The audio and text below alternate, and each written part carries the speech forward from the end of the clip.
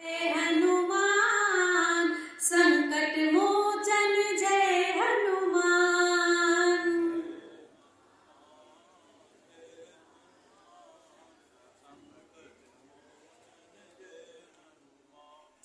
जय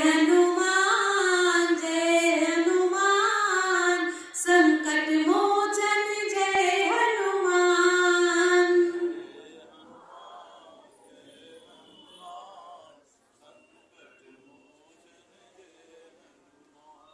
और हनुमान जी कैसे हैं? कहा कि अन्य देवताओं की पूजा तो उनके युग धर्म के अनुसार लिए हुए अवतार में होती है, लेकिन मेरे जो हनुमान जी हैं वो कैसे हैं?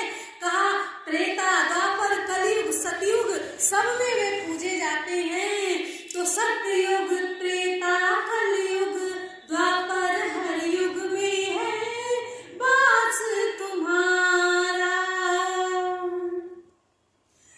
करने को प्रभु राम की सेवा शिव जी ने रुद्र रूप धारा।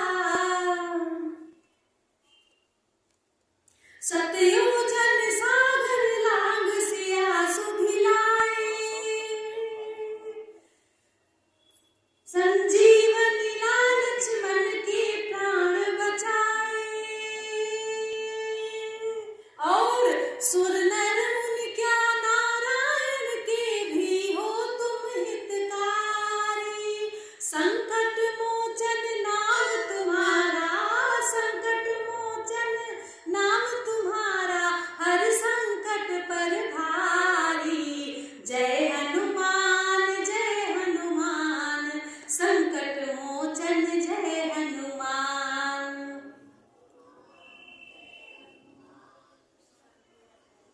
अच्छा, भक्त कहता है कि हनुमान जी बताओ हम जाएं तो कहाँ जाएं? क्यों कि देखो सृष्टि तीन देव सृष्टि के सब कर्मों में व्यस्त हैं। तो सृष्टि कर्म में लीन है ब्रह्मा विष्णु शेष की शैया पे सोए। और कैलाशी काशी के वासी ध्यान समाधि में रहते हैं खोए। और ऐसे में तब अजर अमर तुम बीच हमारे रहते, इसलिए हृदय की व्यथा तुम्ही से कहते। हर क्षण मंगल करने वाले मंगल के अवतारी। संकट मोचन नाम तुम्हारा, संकट मोचन नाम तुम्हारा हर संकट पर भारी। जय हनुमान असुर निकंदन जय हनुमान।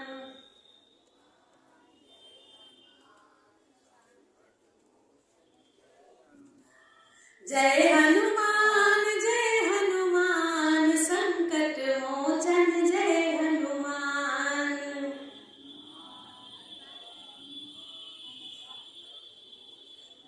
प्रेम से बोले श्री हनुमंत लाल जी महाराज की, श्री राघवेंद्र सरकार की।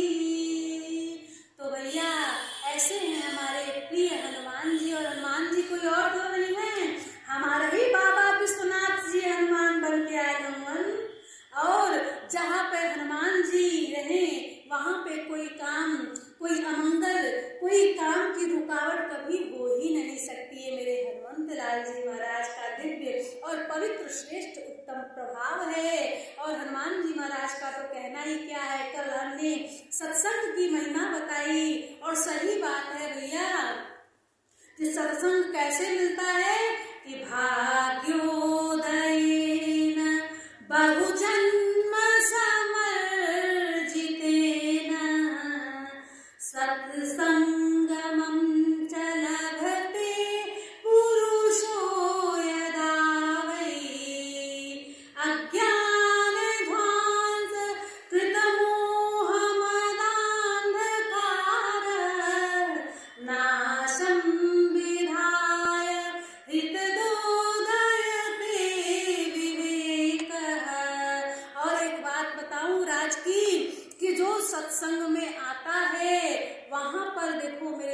हनुमान जी सदैव उपस्थित रहते हैं। इस सत्संग में, इस राम कथा में भी मेरे हनुमंत लाल जी महाराज उपस्थित हैं। आप कहोगे कैसे?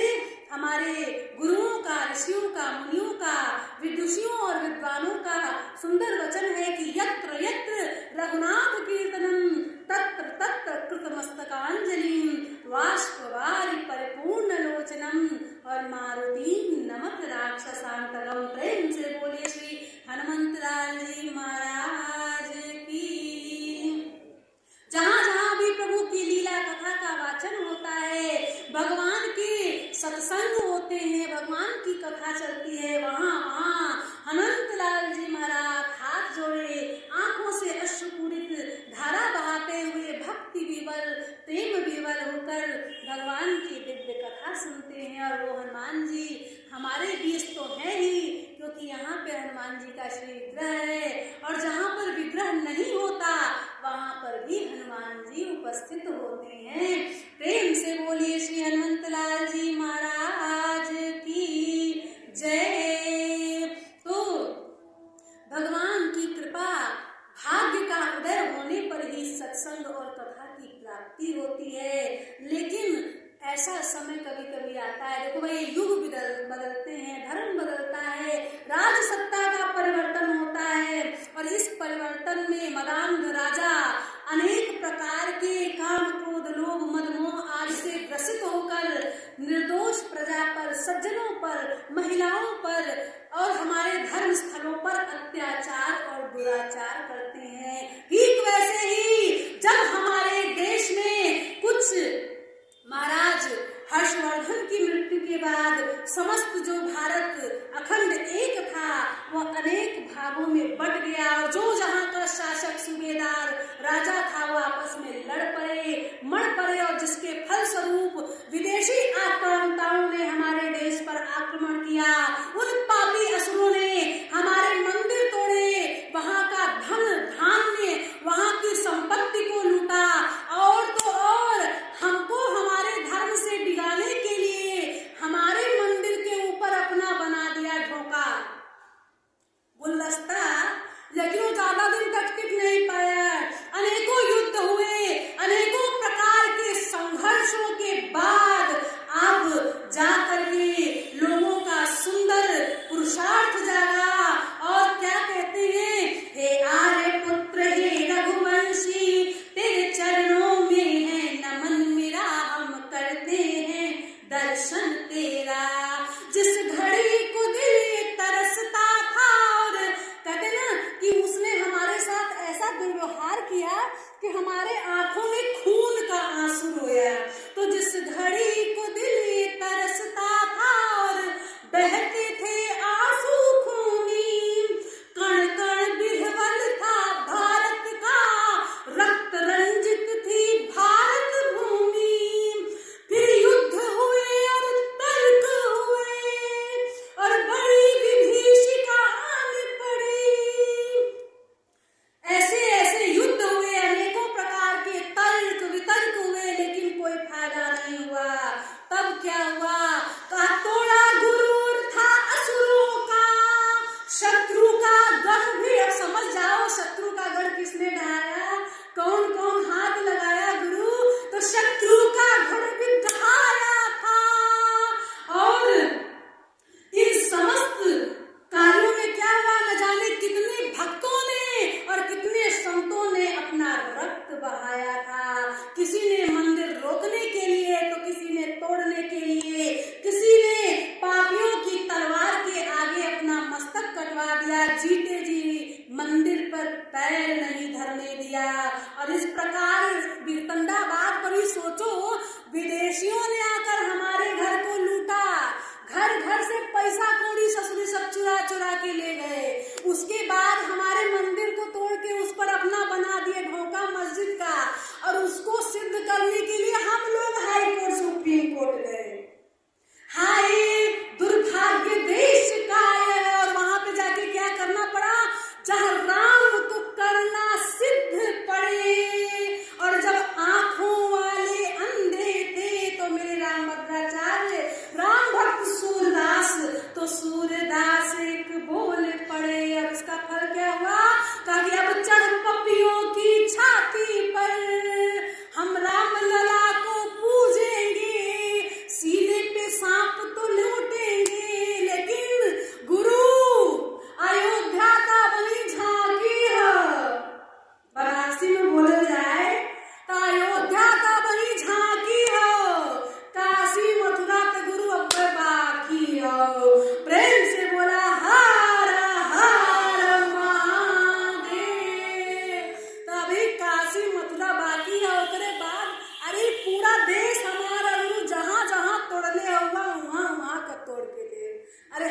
बाप दादा का प्रॉपर्टी है, कोई हमारे दूसरे देश से आ जाए, कभी भारत की जनता मजबूर नहीं होगी।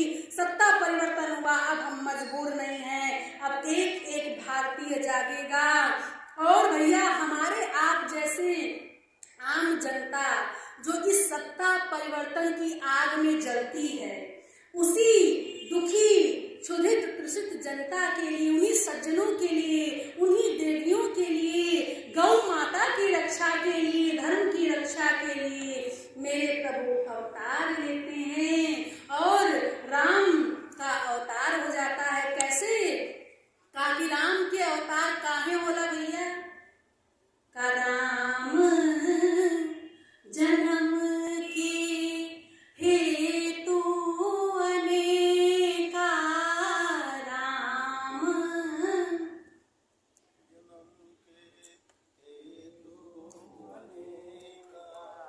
परम विचित्र एक ते एका, परम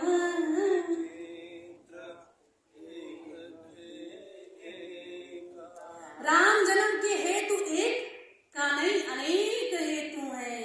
और वो हेतु भी ऐसे वैसे सामान्य छोटे मोटे नहीं है, का परम विचित्र, और एक ते एका, एक से बढ़कर एक है, यानी किसी भी कारण को काटा नहीं जा सकता किसी भी प्रकार की विद्या से, ऐसा है। और अंततः तुलसीदास जी ने कहा कि भैया भगवान का अवतार किस कारण होता है? यह वही एक कारण है, इदमित्थम कही जाए ना सोई, और सबसे जनरल और सामान्य कारण, जिसको कहते ना गुरु बहुत ज्यादा हमके ज्ञान बुझाला नहीं, तो सीधे सीधे बात नहीं सुन ल कि भगवान का अवतार क्यों होता है, काहे होला?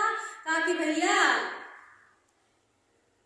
धर्म की रक्षा के लिए और अधर्म के नाश के लिए, परित्राणाय साधूनां अविनाशाय च दुष्कृतां धर्म संस्थापनार्थाय संभवामि युगे युगे। जो सज्जन वृंद हैं उनके ऊपर अत्याचार न हो, और जो पापी लोग हैं उनकी दुष्टता में वृद्धि न हो, इसको रोक लगाने के लिए मैं हर युग में, युग युग में अवतार लेता हूँ।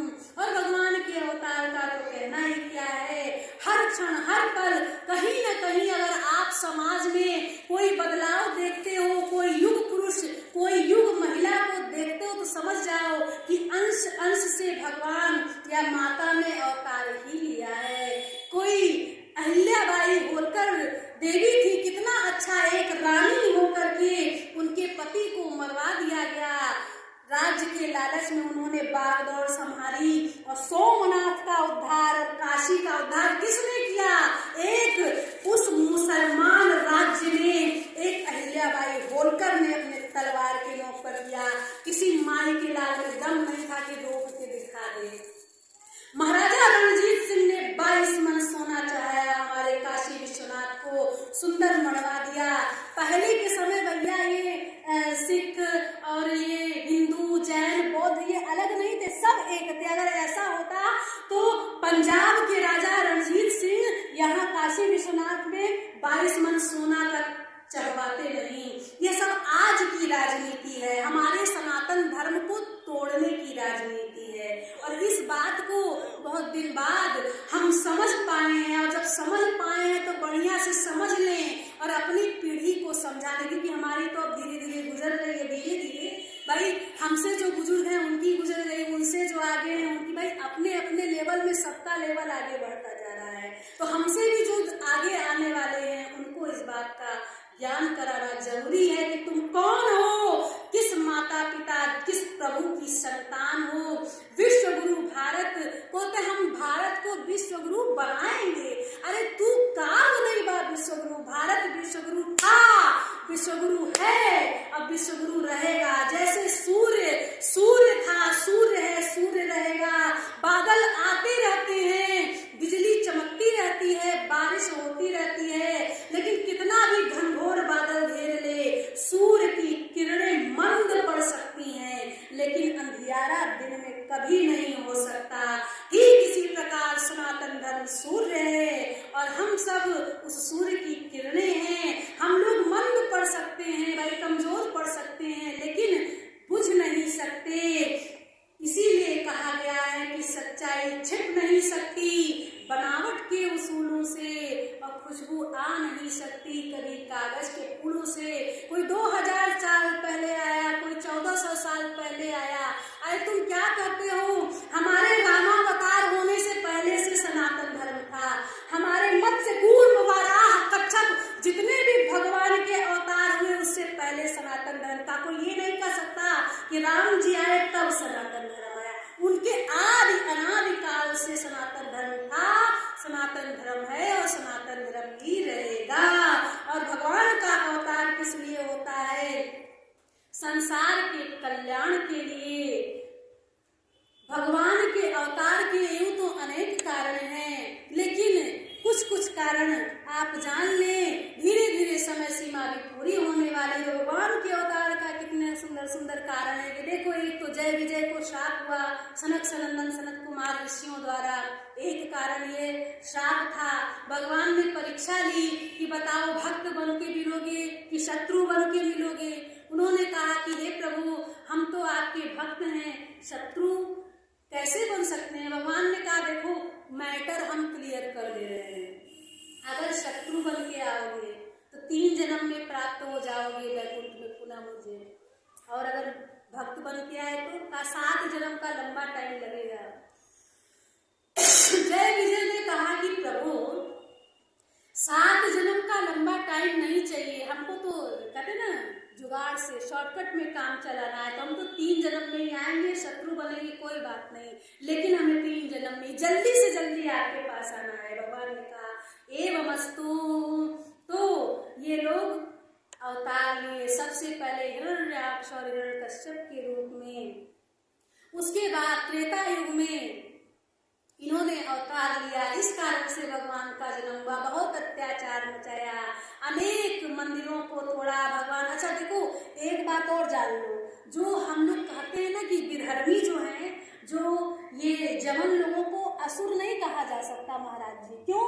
कि वो असुर भी ब्रह्मा जी की आराधना करते थे, असुर भी सनातनी था, वो असुर भी शंकर जी की तपस्या करता था। भले विष्णु जी को न मानता हो, लेकिन वो शंकर का तपस्वी था, ब्रह्मा जी का भक्त था, अन्य देवों का, कोई सूर्य देव का भक्त था, लेकिन गैर सनातनी तो असुर भी नहीं थे। और असुर कहना इन जवनों को, इन अंत्यजों को, असुरों को भी गाली देने के बराबर है। इतने गिरे हुए इन लोग का चरित्र। असुर लोगों ने भी कभी भी अपने धर्म, सनातन धर्म की मर्यादा, बहन का मान बहन को दिया, बेटी का मान बेटी को दिया। इतना दुष्ट कंस था, अपनी बहन देवकी के लिए स्वयं रथ हाँकने को तैयार हो गया कि अपनी बहन को मैं ससुराल पहुंचाऊंगा।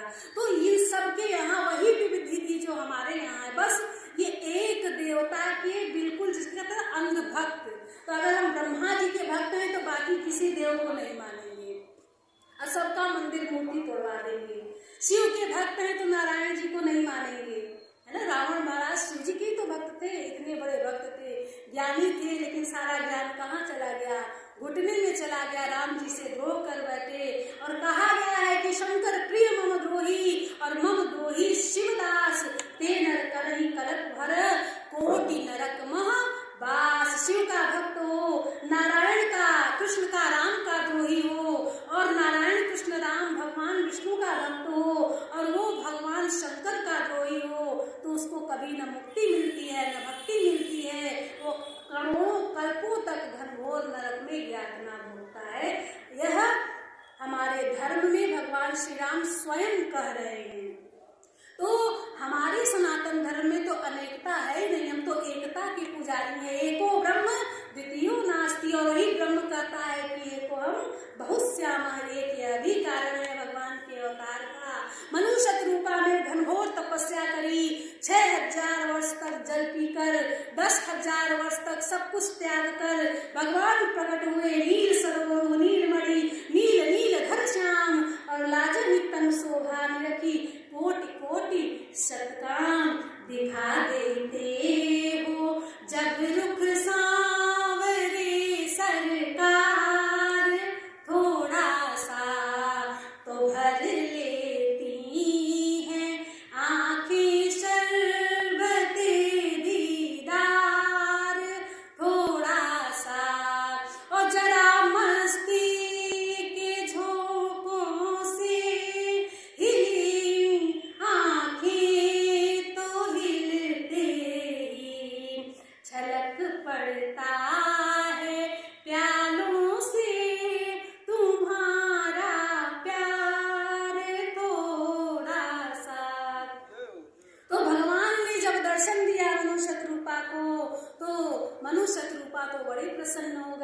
अब इतने बड़े जगत के पालनहार भगवान श्री हरि नारायण से कैसे कहें कि आप ही मेरे संतान बन जाओ।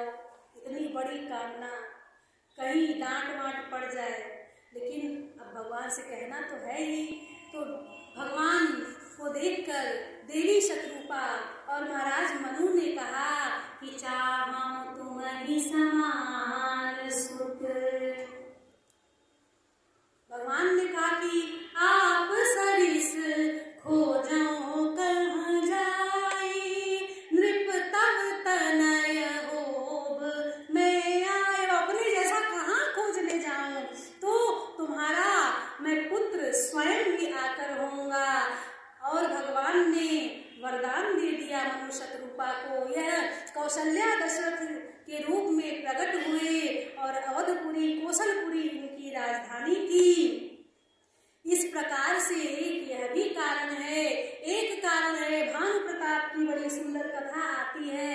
बड़ा ही प्रतापी राजा, भगवत भक्त, ब्राह्मण भक्त, खूब दानी धर्मात्मा, लेकिन शत्रु राजा ने छल लिया और छल से ब्राह्मणों से श्राप दिलवा दिया। तो एक कारण यह भी हुआ। अच्छा, ये भानु प्रताप अगले जन्म में रावण हुआ, एक यह भी कथा है। और ये जो भगवान का इतना बड़ा भक्त है, त्रिकालदर्शी है, पिछले जन्म का तो पता होगा। और जब वो ऋषि मुनियन ब्राह्मण के देखे, तो हमारे एक महात्मा जी थे, कहते बड़े बुजुर्ग थे, तो उनके वही याद आता कि बिना सोचे समझे जब हम भानु प्रताप रहली तही लोग हमके शराब दे देलन। अब ये जन्म में रहने के कोनो पूजा पाठ सबका मंदिर पूजा पाठ जग यावन सब तोड़ फोड़ के रख दिया है। सुदाहीन बलहीन रिपु सहजनी मिलिहन न्याय, तब मारे हूँ कि छाड़े हूँ बले राधे बुलाए। तो इस प्रकार से सबको खूब सताया। एक कारण पृथ्वी के ऊपर भार हो गया है। पृथ्वी माता भार से प्लावित है। पृथ्वी का भार उतारने के लिए भगवान आए। अनेकानेक कारण है, कितना गिनाया जाए, अभी तो थोड़ा थोड़ा कारण गिनना शुरू हुआ है। भगवान के पास देवी देवता गए, हाथ जोड़कर वंदना करते हैं कि रसमय सुधामय भारती अवतार लो रसमय सुधामय भारती अवतार लो व्याकुल धरा ये पुकारती अवतार लो। सबने विनती करी है। भगवान ने कहा एवमस्तु। इस प्रकार से सब हो गया। इधर महाराज दशरथ सोच रहे हैं कि भैया इतना समय बीत गया। एक दिन स्वयं को शीशे में देखते हुए दशरथ जी ने देखा कि अरे ये क्या हुआ। कहते हैं कि जब कर्ण पर्यंत वृद्धता प्राप्त हो जाए, कर्ण पर्यंत वृद्धता क्या कि जब यहाँ का कान का बाल शुरू में एक दो बार पकना शुरू हो जाए, तो उसको कहते हैं कर्ण पर्यंत वृद्धता आना, यानी वृद्धावस्था का संकेत आना। तो यह देखा कि अरे तो ये एक बार पकना शुरू हो गया है, एक इधर भी है, अच्छा।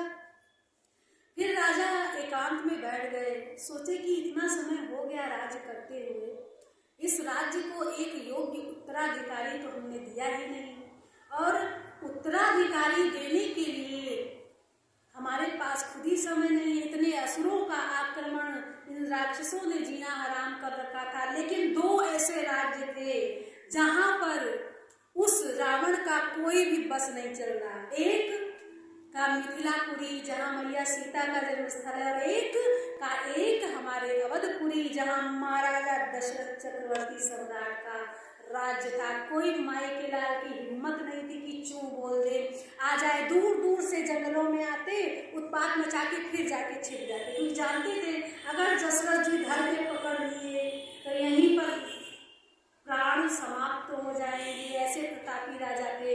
जनक राज के यहाँ भी ऐसा ही हाल था, वो भी माँ प्रतापी राजा थे। अगर जनक जी ने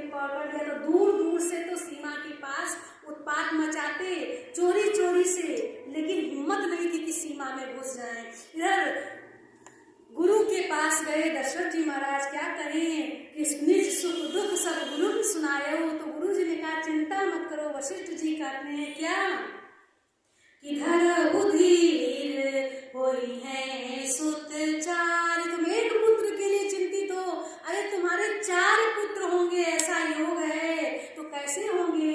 कहा कि तब होंगे जब कोई ऐसा ब्राह्मण, ऐसा ज्ञानी जिसने आज तक कभी भी किसी का दान न लिया हो, परिग्रह न किया हो, शिरोंच वृत्ति से रहता हो, उसी के द्वारा यज्ञ करवाने पर पुत्र होगा। अच्छा देखो, आप लोग जो घबरा जाते हो कि हम बहुत पूजा पाठ साधना आराधना करते हैं, अब भगवान की कृपा नहीं होती साल भर में, 6 महीना में, कुछ लोग तो 16 सोमवार करके बिल्कुल बैटरी डाउन, अरे 16 सोमवार कर लिए कुछ नहीं हो रहा, मंगलवार कर लिए कुछ नहीं हो रहा, एकादशी कर लिए साल भर में कुछ नहीं हो रहा। अरे भैया 16,000 वर्ष तक दशरथ और कौशल्या ने मनु शतरूपा के रूप में तपस्या करी, और अब वरदान तो प्राप्त है कि आप सरिस खोजो कह जाई नृत्य तने होप में आई। और इस जन्म में इतना पुण्य कर्म किया है महाराज दशरथ ने, फिर भी भगवान नहीं आए। क्यों? कि अपने पाए हुए भाग्य को जगाना पड़ता है। जो वरदान हमें मिला है उसको जागृत करना पड़ता है। और जागृत कैसे होगा? कहा कि देखो चले अभी ले आए गुरुदेव, कहा कि तुम्हारे जैसे राजा महाराजा को तो देख के बिल्कुल दूर से कन्नी काट लेंगे, फिर क्या होगा?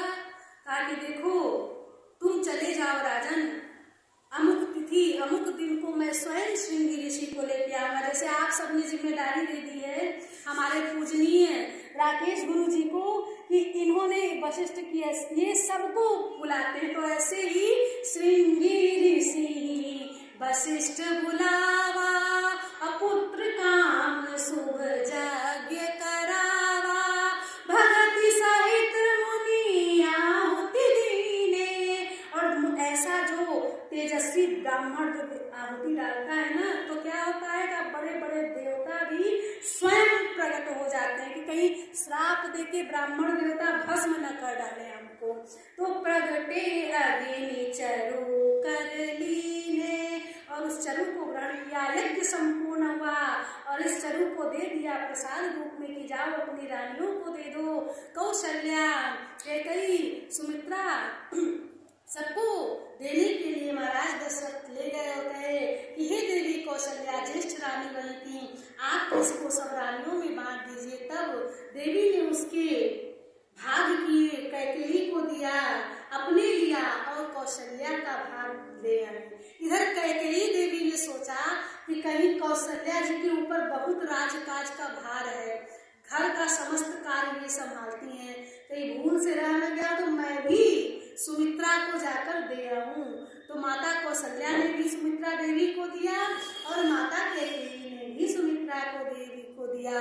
और इधर पुनि गर्भ सहित सवनानी शोभाशील रूप की खानी, और आगे कथा जो विस्तृत होगी, क्या होगा, कल कैसे होगा, कैसे प्रभु अवतार लेंगे।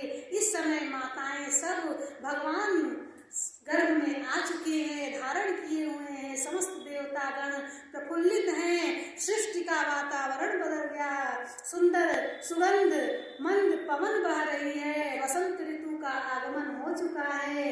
और इसी के साथ कल भगवान श्री रामचंद्र जी का शुभ अवतार होगा। देखो हमने सोचा कि अब राम जन्मभूमि का तो सुंदर वहाँ राम जी आ गए और इस बार कथा कहेंगे तो यहाँ पर भी राम जी को ले आएंगे, और ये तो है ही रामेश्वर तीर्थ है। प्रेम से बोलिए श्री राघवेंद्र सरकार।